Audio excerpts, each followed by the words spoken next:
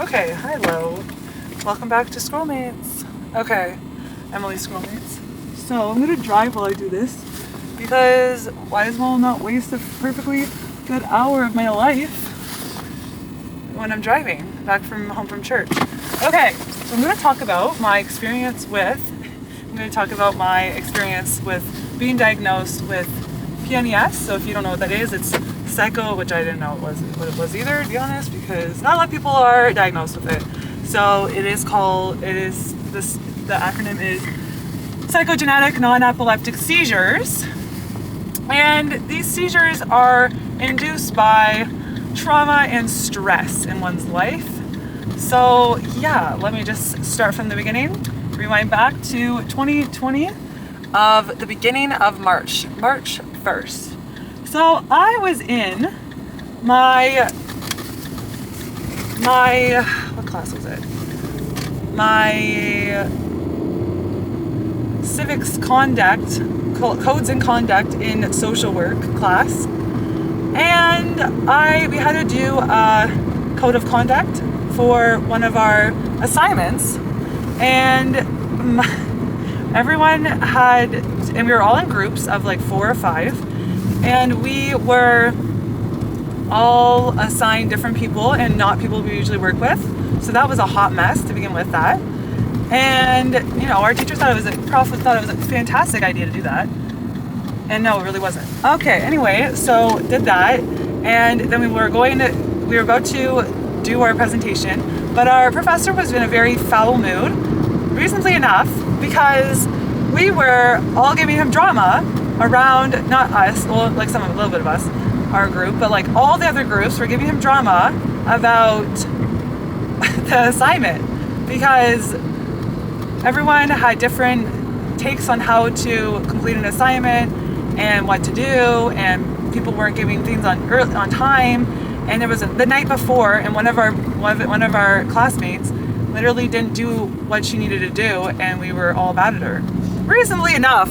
Come on, that's reasonable. You can't see me, I'm sorry. Anyway, so then he was already in a bad mood. So then we went up on to do our presentation, and so each person had their own bit, not like we don't go in and out like different people. So I did my part, and then 2 other of my teammates did a part as well, group members.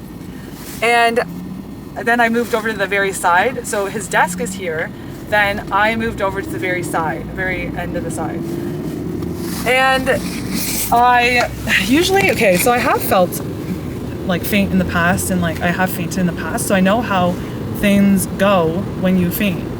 But this day was not that day. Because also when I laugh, I'm not actually laughing, like legit laughing. I'm just deflecting because I'm that kind of person. I deflect in the situations in life. So, which my therapist clearly knows because I always laugh at the worst opportune times. So yeah, don't mind that. Just ignore that. Anyway. Okay, so I all of a sudden blacked out, didn't have any understanding of how, because I was not feeling dizzy. I was perfectly fine. I felt great about life, whatever. But I fainted, more like slumped, because where I was, the place literally had no room behind me. There was like the table or the desk, and then there was the wall, which it went like this. So there was no wiggle room to literally fall over. So I don't really know how that happened.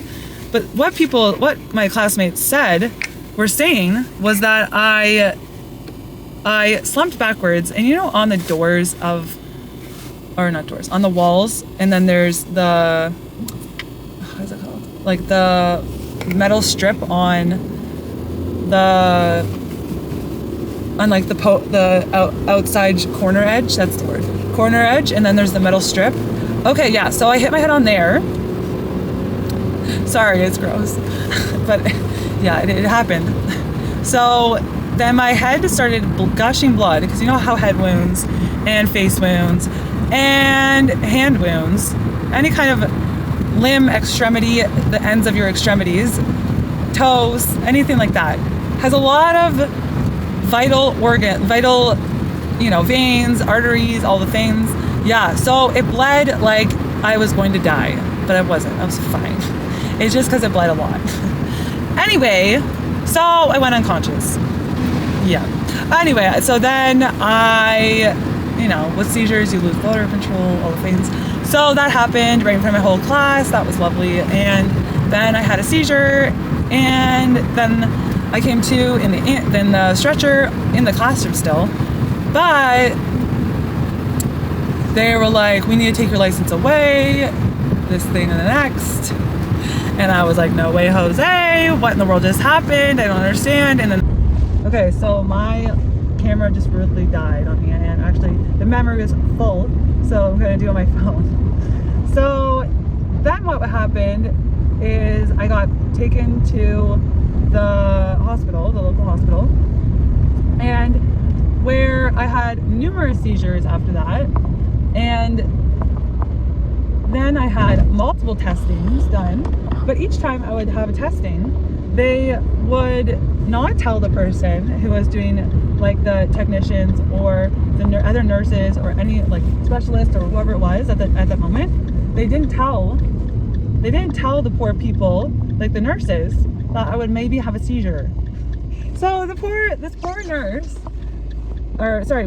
technician who was doing the MRI for me, I had a seizure in the middle of the MRI scan, and my mom, luckily was there, and she's like to the technician, sorry, no one told you she might have a seizure? And then she's like, no, and just like she's gonna cry apparently.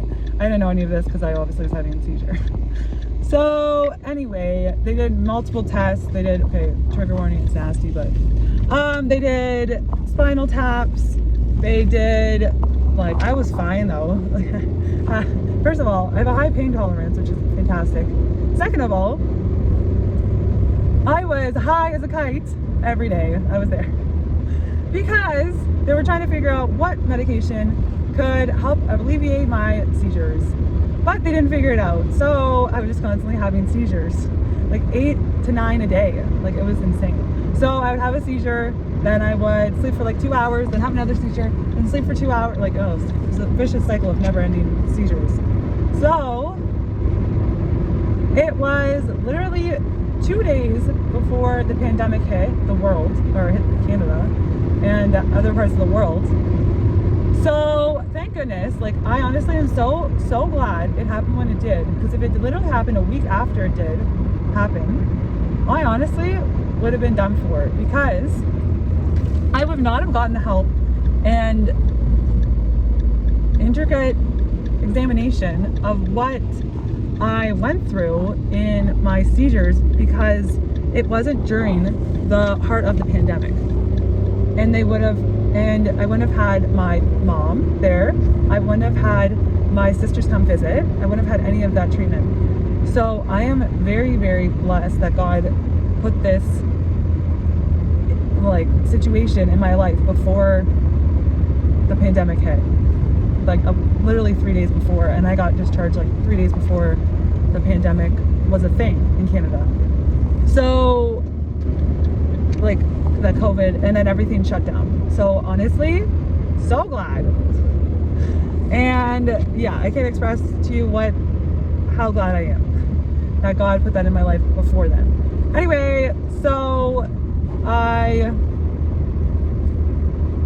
didn't have a shower for like probably 2 weeks or a week and a half. And the nurses were very hesitant to let me have a shower, a standing up shower, not just a bed bath.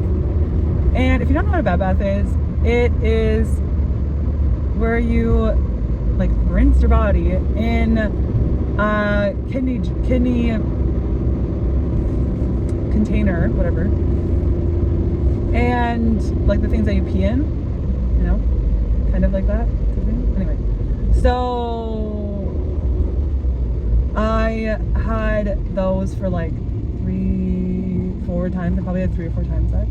And I just was like over that, because I feel like I was actually not being cleaned properly, because you're not really, like, honestly.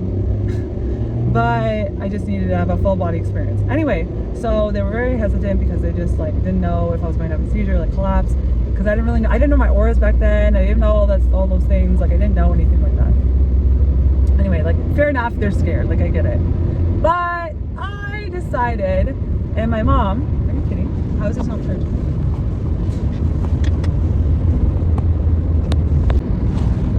So I finally was able to go, and my sister was there and my mom, and they helped me with having a shower, and that was fantastic. And I was just, my mom said, because I was in a wheelchair when I could get out of the room, that because they were scared I was going to have a seizure because I was like a fall risk anyway. So my mom said that I was so funny.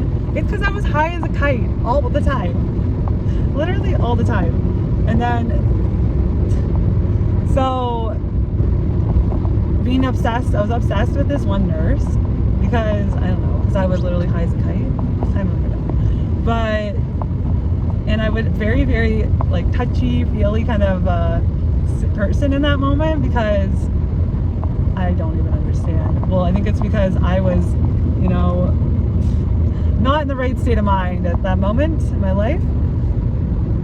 Because so I was put on Dilantin for like literally intravenous. Whew, it is a rough go. Like because they wanted to stop, like that is one of the main seizure medications that help like alleviate seizures quickly and fastly. So they, like as soon as I got into the hospital, they gave me Dilantin, and it was painful. Like having saline is okay because it's just kind of like cold or whatever in your veins, but they were like cleaning it out, like cleaning out my veins or whatever. Anyway, so then they started with the Dilantin, and oh boy, it's done. Like I have a pretty high pain tolerance, but wow.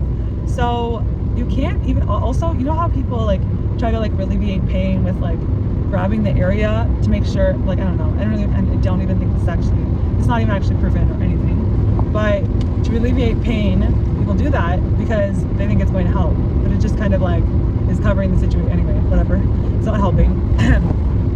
So you can't even do that because it's inside your body.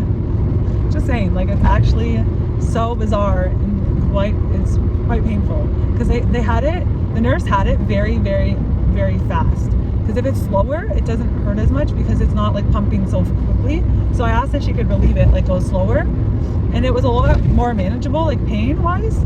But I don't know if you've ever had that Dilantin, and it feels like, so when it hits, like, so it was in my left arm, when it was in my left arm, like the intravenous, it was excruciating in the left arm, but when it got to my, because it took longer to get to my right arm, because it's obviously going faster in my left arm, obviously that makes sense. But the right arm, it was like barely any pain, it was fine. But yeah, just the excruciating pain in my left arm was like, oh, I feel like a literally bunch of bees and a fire poker going into my arm. I wish I was exaggerating. It was not. Anyway, so that happened, and then I was switched to oral medication for the remainder of the time. But like the first initial night, they wanted just to see how I was on my the Dilantin, and then I can't remember what else I was on, but I was on numerous medications. I don't even know. I just know the Dilantin literally traumatized me, so I know about that one. Sorry, I'm on a very bumpy road. Don't mind the jiggling of the iPhone. So then what happened after being diagnosed with everything and finding out that, great, you're messed up. So then I went, literally I asked like, what do I need to do to get my license back and everything? So my doctor, oh, keep in mind, I forgot to tell you, keep in mind, this doctor was my family doctor's wife. So that was interesting because I live in a small town and that's what happens. So they both also work at the hospital, like the main hospital where we have in our town. But she was on call, and then she took on the case, which me is the case.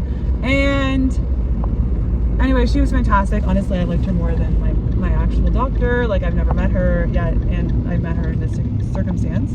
But yeah, she was amazing. Very thorough, very personable. Like, I thought that was really good for my mom because I didn't know what was happening of her because I was high as a kite or having seizures. Or I was sleeping. So that was my life for like 2.5 weeks.